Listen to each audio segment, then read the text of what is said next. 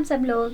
आज की वीडियो है बकरा ईद के हवाले से, जिसमें मैं आपके साथ शेयर करूंगी कि मैं घर पे बकरे के पाए किस तरह से साफ़ करती हूँ, जो कि बहुत ही आसान तरीका है। तो आइए वीडियो का स्टार्ट करते हैं।